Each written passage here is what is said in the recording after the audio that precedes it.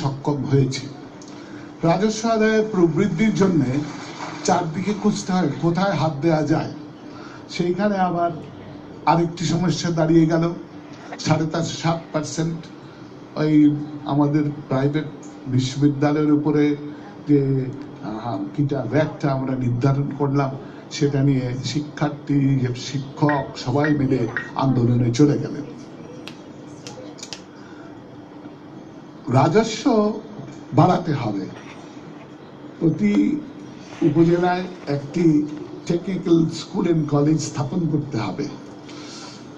নানা জায়গায় রাস্তাঘাট শক্ত করতে হবে। নতুন রাস্তা আমরা আর বানাই না, পুরনো রাস্তাকে শক্তিশালী করা, সেটাকে উপযোগী করা, সেটাই আমাদের বর্তমান লক্ষ্য।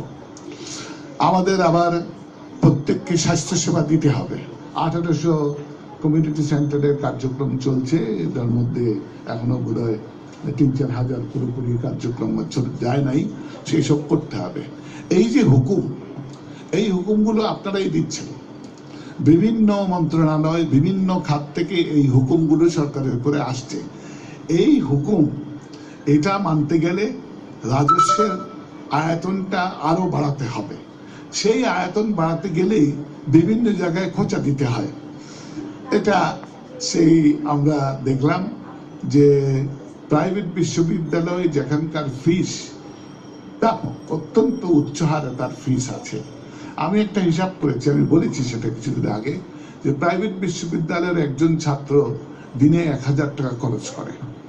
এই 1000 টাকা তার লাগে তার ফিসের জন্য, তার বইয়ের জন্য, তার খাওয়ার জন্য, তার চলাফেরা, ট্রান্সপোর্টের জন্য দিনে 1000 টাকা খরচ করে। আর আমি তার কাছ থেকে কত চাচ্ছি? 75 টাকা। এই 1000 টাকার মধ্যে আমি তাকে বলছি যে আমাকে 75,000 টাকা দাও, এটাই হচ্ছে ভ্যাট। এবং এটা যাতে তাদের উপর একটা বড় চাপ না পড়ে, আমরা বলেছি যে বিশ্ববিদ্যালয় যেগুলো ফিস নেয় সেখান থেকে দেবে। বিশ্ববিদ্যালয় তাতে রাজি হয়েছে। আমি সেখানে বলেছি যে হ্যাঁ, বিশ্ববিদ্যালয় ঠিকই রাজি হয়েছে, কিন্তু তোমরা যদি বিশ্ববিদ্যালয়ের দিকে নজরটা না দাও, তারা ওটা আগামী বছরে তোমাদের উপর অন্যভাবে পাসন করে দেবে। ফিস টিস, ডেভেলপমেন্ট ফান্ড ইত্যাদি ইত্যাদি এইসব করে সেখান থেকে আবার আদায় করে নেবে।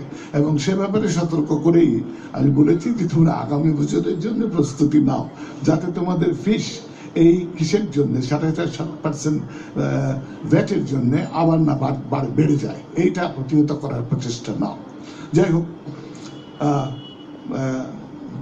বিতর্ক প্রতিযোগিতায় এসে অন্যান্য যেসব বিষয় আলোচিত হলো সে সম্বন্ধেও আমি কিছু মন্তব্য করলাম। সেটা আমার বোধহয় চরিত্রগত দোষ। যা কিছু আমার সামনে আসে সে সম্বন্ধে আমি মন্তব্য করি। অনেক সময় একটু এদিক সেদিক ভুলভাল হয়ে যায়, তারপরে আবার সেটার জন্য যাতে আরেকটি আন্দোলন শুরু না হয় সেজন্য আবার মন্তব্য করতে হয়, আমার কথাবার্তা তুলে নিতে হয় নানান ধরনের। ঠিক আছে, সেগুলো আমার মনে হয় সমাজ জীবনে সেটা অপ্রতিরোধ্য, সেটা চলবে। সমাজ জীবনে এরকম অসুবিধা চলবে। এই অসুবিধার মধ্যেই আমাদের এগিয়ে যেতে হবে। আজকে যারা